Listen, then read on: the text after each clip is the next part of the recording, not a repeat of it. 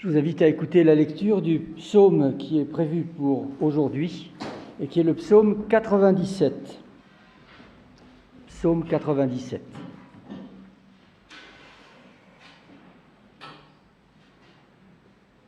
L'Éternel règne, que la terre soit dans l'allégresse, que les îles nombreuses se réjouissent. La nuée et l'obscurité l'environnent, la justice et le droit sont la base de son trône. Un feu marche devant lui et embrase ses adversaires alentour. Ses éclairs illuminent le monde. La terre le voit et tremble. Les montagnes fondent comme la cire devant l'Éternel, devant le Seigneur de toute la terre. Les cieux annoncent sa justice et tous les peuples voient sa gloire. Qu'ils soient dans la honte, tous ceux qui rendent un culte à une statue, ceux qui se félicitent des faux dieux. Tous les dieux se prosternent devant lui. Sion l'entend et se réjouit. Les filles de Juda sont dans l'allégresse à cause de tes jugements, ô Éternel. Car toi, Éternel, tu es le Très-Haut sur toute la terre. Tu es souverainement élevé au-dessus de tous les dieux. Vous qui aimez le Seigneur, haïssez le mal. Il garde l'âme de ses fidèles, il les délivre de la main des méchants. La lumière est semée pour le juste et la joie pour ceux dont le cœur est droit.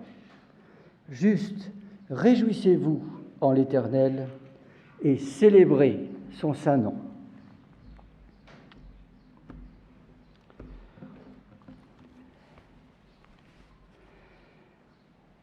Dieu règne. Voilà ce que proclame avec force et avec joie le psaume d'aujourd'hui. Dieu règne sur le monde et pour nous chrétiens, cette célébration du règne de Dieu que nous recevons des chantres de l'Ancien Testament, à cette célébration s'ajoute celle du règne du Christ, qui siège à sa droite, comme devait nous le rappeler la fête de l'Ascension que nous avons célébrée ce jeudi. Il est monté au ciel, comme le dit le credo commun à toutes les églises chrétiennes. Il est monté au ciel, il siège à la droite de Dieu, le Père Tout-Puissant. Il viendra de là pour juger les vivants et les morts. Dieu règne. Comment recevons-nous cette parole ? Qu'est-ce qu'elle éveille en nous ? Quelles questions ? Peut-être aussi quels doutes ? Et quelle incidence sur notre propre vie ?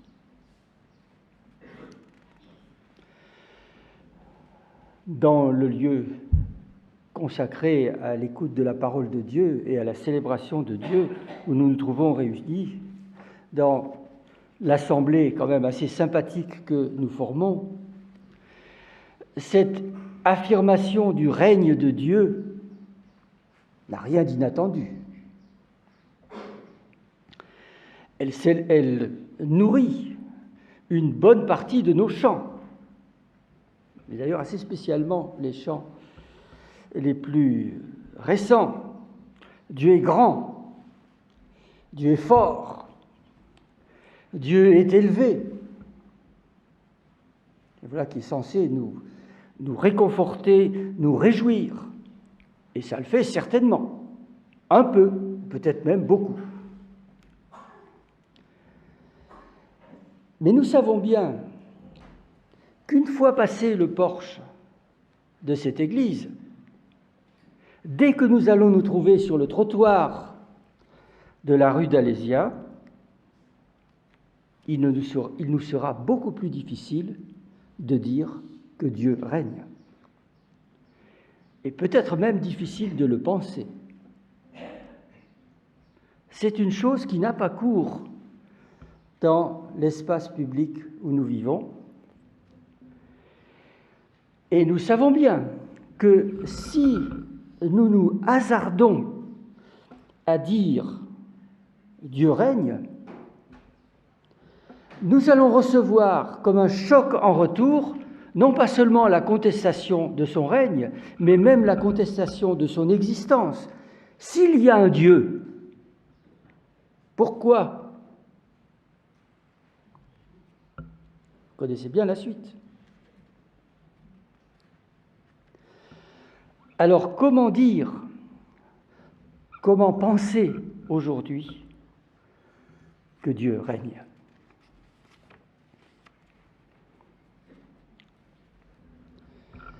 La première observation que nous pouvons faire, c'est que cette proclamation du règne de Dieu, Dieu règne, elle a toujours été une déclaration en tension, en opposition avec un environnement plus ou moins hostile ou indifférent. Prenons ce psaume 97. Que déclare ce psaume? Il déclare que Yahvé, c'est le nom qui est employé dans le texte biblique. D'ailleurs, on ne sait pas trop comment il faut le prononcer. C'est le nom personnel du Dieu d'Israël. Alors, vous savez, les Anglais, ils disent Yahweh. Bon, les Allemands disent Yahvé, et nous disons plutôt Yahvé. Mais enfin, on ne sait même pas s'il faut prononcer de cette façon-là. Parce que quand on a des noms propres qui évoquent ce nom, c'est Yehonatan ou Natanyahu, et donc on ne sait pas trop comment il faudrait le prononcer. Mais il a même disparu dans le souvenir, parce qu'on a gardé ses consonnes, mais on ne sait plus comment il faut le prononcer. Mais donc, que dit ce psaume? Il dit que le Dieu d'Israël, dont on ne sait même plus prononcer le nom, ce Dieu d'Israël règne sur le monde. Que c'est lui qui se manifeste dans les phénomènes les plus impressionnants, les volcans, les tremblements de terre. C'est lui qui est le garant de la justice sur la terre et qui l'exerce. Voilà qui est quand même singulièrement provoquant. À l'époque, on adore beaucoup de dieux différents. Et chacun peut adorer le sien, et d'ailleurs, généralement, on en adore plusieurs, suivant les endroits où on se trouve, les personnes avec lesquelles on se trouve, et les besoins que l'on a. C'est prudent d'en avoir plusieurs. Et s'il y a des dieux que l'on estime plus grands que les autres, plus puissants que les autres, eh bien, ce sont les dieux des grands empires qui dominent le monde. Ceux-là, ils sont très forts. Mais même en prenant l'un de ces dieux que l'on pourrait estimer le plus grand, le plus puissant,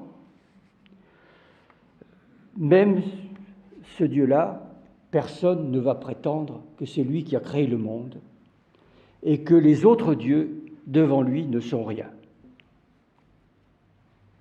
Alors dire du Dieu d'un petit peuple, un petit peuple comme Israël, un royaume de taille plutôt modeste, de dire que ce Dieu-là domine le monde, que tous les peuples contemplent sa gloire et que les autres dieux ne sont que des idoles, voilà qui heurte vraiment le sens commun de l'époque. Ce que le psaume présente comme une évidence, c'est une évidence pour la foi. C'est la proclamation d'un droit du Dieu créateur, un droit qui reste contesté dans le monde, comme il l'est aujourd'hui par beaucoup.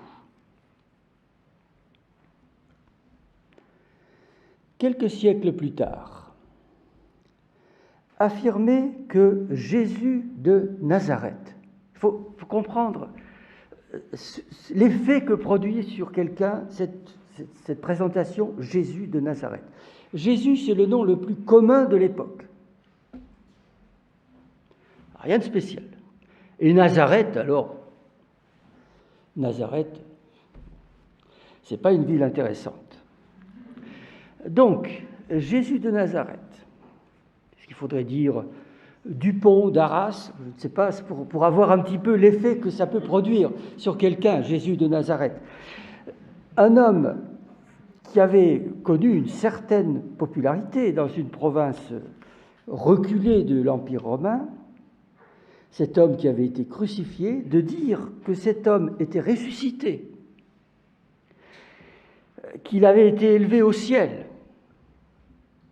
qu'il siégeait à la droite de Dieu. Voilà ce qui aussi au 1er siècle de notre ère était une affirmation conflictuelle, en conflit déjà ouvert et très violent avec les autorités juives qui avaient demandé et qui avaient obtenu sa condamnation à mort, et puis en conflit avec l'environnement polythéiste de l'Empire romain qui admettait volontiers qu'il y ait beaucoup de cultes différents, mais il exigeait, l'Empire romain, qu'on rende un culte à l'empereur, ce que les chrétiens refusaient de faire. Là, c'était un conflit de légitimité. Les chrétiens voulaient bien se soumettre à l'autorité publique romaine, et ils s'y soumettaient, mais ils ne voulaient pas, ils refusaient d'adorer l'empereur comme un Dieu. Dieu seul est Dieu, et Jésus-Christ, son Fils, notre Seigneur. Alors tout ça pour nous rassurer sur la tension que nous pouvons ressentir avec notre environnement à propos du règne de Dieu. Et pour nous encourager, cette tension, ne la subissons pas comme si nous devions en être décontenancés, tout honteux. Cette tension, assumons-la délibérément, assumons-la avec détermination, avec fierté, comme nous y encourage ce psaume. Ce n'est pas nous qui devons avoir honte. Ce sont les adorateurs des idoles, comme dit le psaume. Qu'ils soient honteux, tous les adorateurs d'idoles, ceux qui se glorifient de leurs faux dieux. Et sur cette dernière affirmation, le psalmiste ironise avec un jeu de mots qu'on pourrait essayer d'imiter tant bien que mal en français. Il se vante de ce qui n'est que du vent.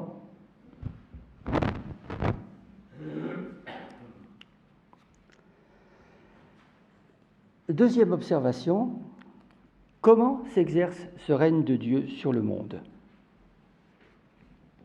Il s'exerce de bien des manières, en veillant sur la nature, sur l'histoire des humains, la grande histoire, comme aussi la petite histoire de chacun de nous. Et là ressurgit évidemment la fameuse question, s'il y a un Dieu, pourquoi ? Alors cette question mériterait qu'on s'y attarde, mais je ne vais guère le faire ce matin, parce que le psaume que nous méditons ne s'inquiète pas tant de trouver des réponses à des objections. Ce n'est pas un traité de philosophie qui discute, qui argumente. C'est un chant qui affirme, qui proclame. Et dans le ton de ce psaume, qui nous encourage à assumer le caractère provoquant de cette affirmation, Dieu règne, ne pourrait-on pas retourner la question ? Si Dieu existe, pourquoi tant de malheurs ? Et si Dieu n'existe pas, que faire avec les malheurs du monde et avec la méchanceté des hommes ? Affirmer que Dieu règne, c'est croire qu'au-dessus et après tout ce qui nous inquiète, et il y a des choses qui nous inquiètent à juste titre, la guerre, le réchauffement climatique, la violence, le coût de la vie. Alors, j'ouvre une petite parenthèse, je préfère parler du coût de la vie que du pouvoir d'achat, parce que cette expression pouvoir d'achat dont on nous rabat les oreilles chaque jour depuis des mois, elle est quand même révélatrice d'un comportement inquiétant de consommateur roi. Quelqu'un qui ne veut pas lâcher son pouvoir d'achat, alors même que les circonstances, la guerre, la sécheresse, les difficultés d'approvisionnement, les mauvaises récoltes ne lui permettraient plus de se payer tout ce qu'il voudrait. Alors le coût de la vie, voilà qui est plus modeste et plus inquiétant d'ailleurs quand on craint de ne pas pouvoir l'assumer. Et Jésus nous invite bien à prier. Donne-nous aujourd'hui notre pain de ce jour. Donc affirmer que Dieu règne, c'est croire qu'au-dessus de tous ces sujets d'inquiétude, il y a un Dieu qui gère, un Dieu à qui on peut faire confiance, un Dieu dont on peut réclamer l'aide, et même à qui on peut se plaindre, comme on l'entend dans les psaumes. Je crie et tu ne réponds pas. Poursuivons sur notre question, comment s'exerce le règne de Dieu sur le monde? Parce que cette question, elle reçoit une autre réponse depuis que notre Seigneur Jésus a été élevé à la droite de Dieu. Et cette réponse, elle nous implique directement. Avant de quitter ses disciples, Jésus leur a dit « Tout pouvoir m'a été donné dans le ciel et sur la terre. » Tout pouvoir. Jésus règne à la droite de Dieu. Et comment son pouvoir doit-il s'exercer? Quelle part devons-nous prendre à ce pouvoir? Faites parmi toutes les nations des disciples.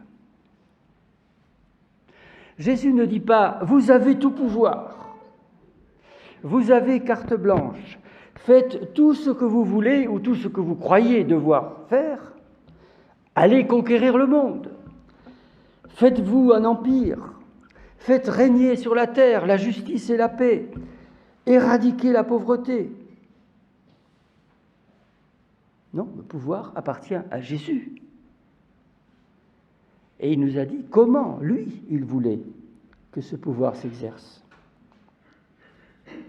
Faites des disciples.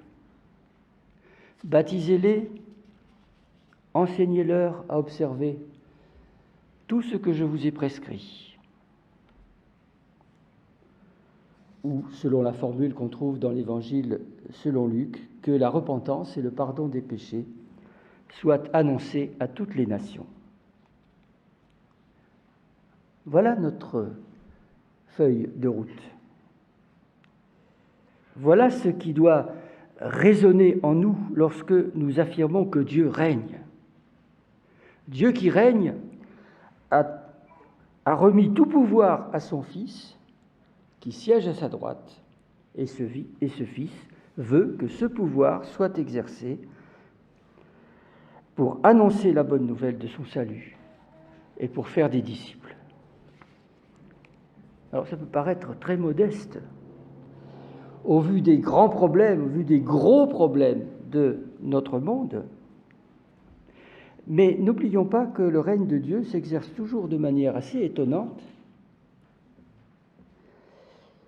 Et cette priorité qui est donnée à la formation de disciples, des disciples qui mettent en pratique ce que Jésus a enseigné, elle ne sera pas sans incidence, elle n'est pas sans incidence sur les problèmes de notre monde, pour autant qu'il y ait assez de disciples du Christ, et pour autant que ces disciples soient de vrais disciples, qui mettent en pratique ce que Jésus a demandé.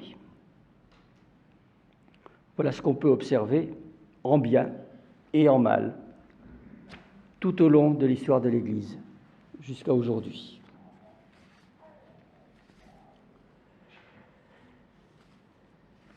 Et cela nous amène à une troisième et une dernière observation. Quelles conséquences pratiques pour nous? Alors, j'ai déjà évoqué la confiance, la prière, même la plainte.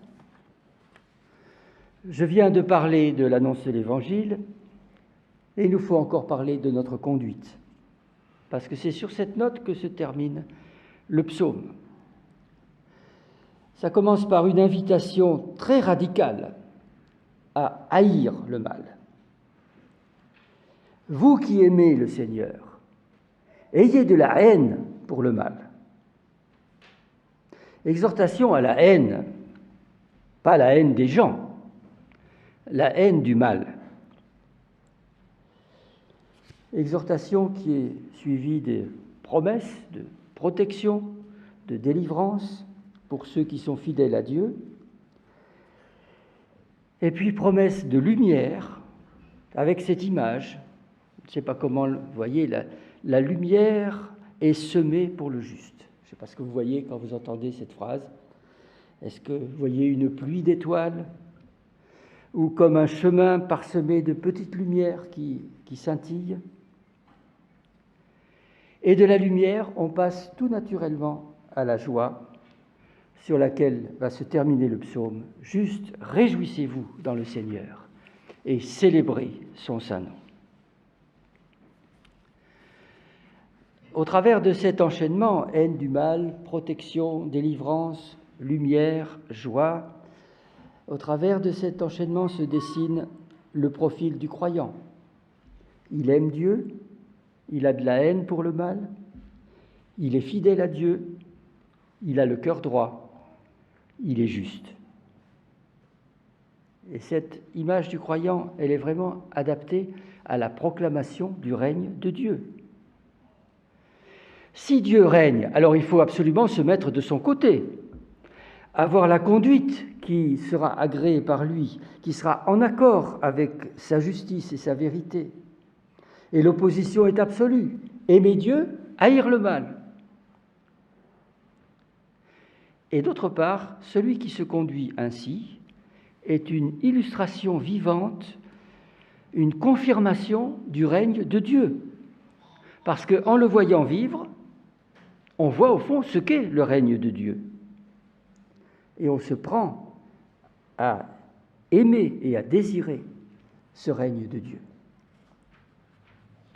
Ainsi, le règne de Dieu n'est pas seulement une proclamation de principe, proclamation audacieuse, proclamation provocante, mais c'est aussi une réalité vécue et tangible.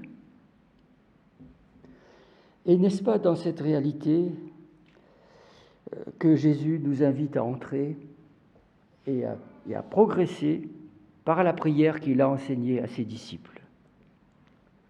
Notre Père qui est au ciel, Dieu règne.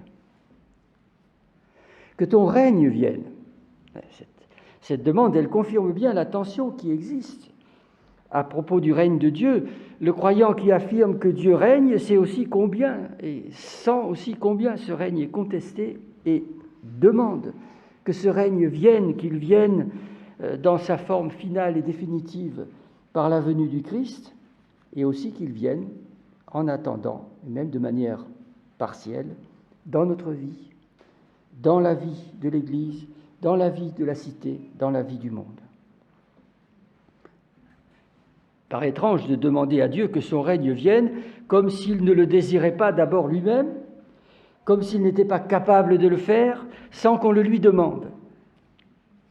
Mais c'est ainsi que s'exprime le vœu sincère, le vœu touchant de celui qui aime ce règne, de celui qui se désole de le voir contesté et qui s'associe pleinement à la volonté de Dieu d'établir son règne. Celui qui prie ainsi, en mettant au premier rang de ses demandes le règne de Dieu, exprime aussi simplement le besoin qu'il a de son assistance, pour son pain quotidien, pour le pardon de ses fautes. Et en demandant à Dieu de ne pas le laisser entrer en tentation, de le délivrer du mal, il confirme son désir profond de faire le bien, d'avoir cette conduite en accord profond avec le règne de Dieu. Et on voit ainsi comment la prière humble et fervente du croyant rejoint la proclamation audacieuse et joyeuse du psaume. Gardons-les bien toutes les deux, la proclamation et la prière. Gardons-les étroitement associés dans notre vie. Amen.